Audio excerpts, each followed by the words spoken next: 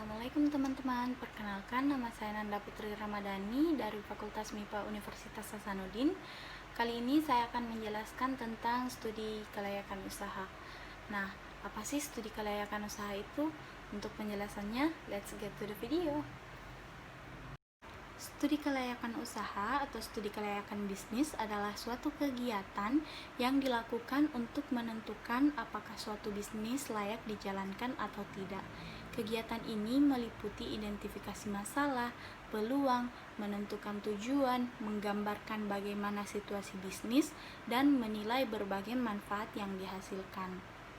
Dalam kaitannya dengan bisnis, studi ini bisa digunakan untuk membantu pengusaha mengambil sebuah keputusan yang tepat. Bagi seorang pemula, studi ini sangat penting dilakukan karena dapat menghindarkan pebisnis dari kerugian. Ketika akan melakukan studi ini, ada 4 komponen utama yang akan diteliti dan dianalisis. Keempat komponen tersebut yakni yang pertama analisa kelayakan produk, yang kedua analisa kelayakan industri dan target pasar, yang ketiga analisa kelayakan manajemen, dan yang keempat adalah analisa kelayakan finansial.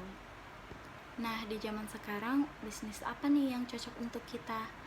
Nah, salah satu bisnis yang saya pilih adalah bisnis kuliner makanan sehat yang bernama Your Fit Kitchen.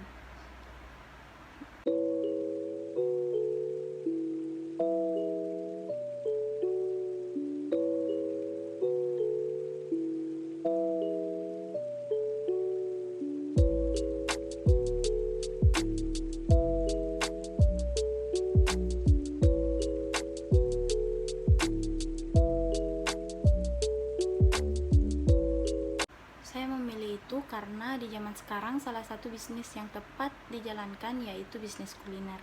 Bisnis kuliner semakin hari semakin berkembang dan bahkan saat ini ada banyak jenis makanan yang semakin unik. Perkembangannya semakin baik mengingat media sosial menjadi alat untuk mempromosikan berbagai makanan yang ada. Namun sebagai pelaku bisnis tentunya wajib menghasilkan inovasi baru dalam rangka menarik perhatian konsumen. Untuk komponen mengenai usaha yang akan saya kembangkan tadi, yang pertama analisis kelayakan produk. Analisis kelayakan produk yaitu melakukan penilaian terhadap keseluruhan daya jual dari produk yang akan dikembangkan. Ada 2 komponen yang ada dalam analisa kelayakan produk, yaitu kebutuhan akan produk dan daya tarik dari produk.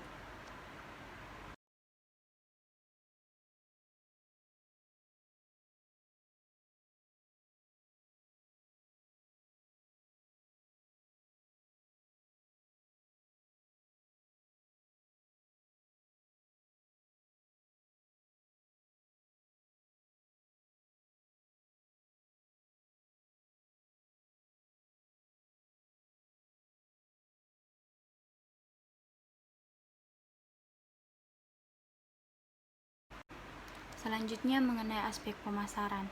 Nah, makanan ini dapat kita jual dengan memasarkan pada media sosial kita atau dengan memakai jasa promosi, yang mana jasa promosi ini memiliki banyak pengikut pada media sosialnya sehingga kita dapat mempromosikan makanan kita dengan dilihat oleh banyak orang, serta memanfaatkan aplikasi ojek online untuk kebutuhan delivery atau catering yang tentu akan lebih hemat biaya dikarenakan biaya pengantaran akan ditanggung oleh pembeli. Selanjutnya adalah analisa kelayakan industri dan target pasar. Nah, analisa ini berarti melakukan penilaian terhadap industri dan pasar dari produk yang akan dikembangkan. Analisa kelayakan industri dan target pasar mengenai produk yang akan saya kembangkan. Berbicara tentang industri, produk yang saya buat adalah sebuah produk industri rumahan sehingga boleh dikatakan bahwa produk yang saya buat akan aman untuk dipasarkan dan layak dikonsumsi untuk semua kalangan. Ini dikarenakan saya menggunakan bahan makanan yang sehat seperti sayuran, buah dan bumbu yang sudah ditakar dengan sesuai sehingga aman untuk kesehatan, serta produk tidak akan membutuhkan bahan pengawet dan zat-zat makanan racikan lainnya untuk membuat produk ini. Selanjutnya mengenai target pasar produk yang akan saya buat. Saya menargetkan produk ini laku di kalangan para pekerja kantoran, mahasiswa, dan orang-orang yang membutuhkan asupan gizi yang sesuai, akan tetapi memiliki pekerjaan yang padat sehingga tidak memungkinkan mereka untuk memperhatikan makanan untuk kesehatan mereka. Selanjutnya, analisa kelayakan manajemen. Nah, analisa ini digunakan untuk menentukan apakah manajemen yang bekerja memiliki keahlian dan pengalaman yang memadai serta sumber daya yang cukup untuk meluncurkan bisnis dengan sukses. Untuk masalah kelayakan manajemen di sini, kita membahas mengenai organisasi. Namun, dalam produk yang akan dikembangkan ini hanya berupa produk olahan individu, sehingga untuk masalah kelayakan manajemen tidak terlalu diperhatikan dalam hal ini. Namun hanya akan membutuhkan pekerja yang ahli dalam memasak dan juga orang yang paham tentang gizi dalam makanan.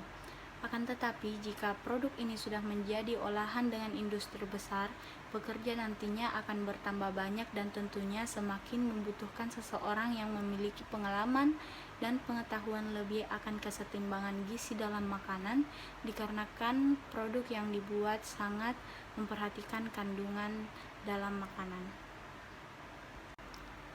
Yang terakhir ada analisa kelayakan finansial. Analisa ini mencakup jumlah dana yang digunakan untuk memulai usaha dan performa keuangan yang akan dikembangkan dengan mengacu dari bisnis serupa yang sudah mapan melalui riset internet, serta daya tarik keuangan keseluruhan dari bisnis yang dikembangkan. Baik, itulah tadi hasil presentasi saya mengenai studi kelayakan bisnis. Jangan lupa di like, share jika bermanfaat. Billahi taufiq wal hidayah. Wassalamualaikum warahmatullahi wabarakatuh. Terima kasih.